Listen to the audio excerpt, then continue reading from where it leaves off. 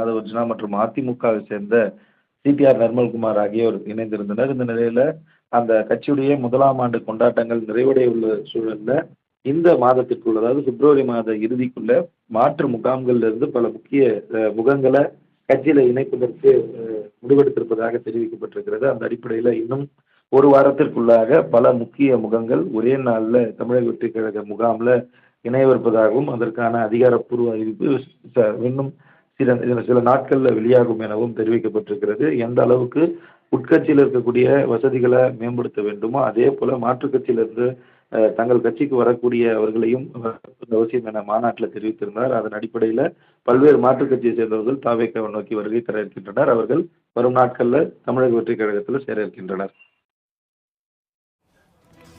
தமிழக வெற்றி கழகத்தில் இந்த மாத இறுதிக்குள் மாற்றுக் கட்சியினர் இணைய உள்ளதாக தகவல் வெளியாகி இருக்கிறது. விவரங்களை வழங்கியது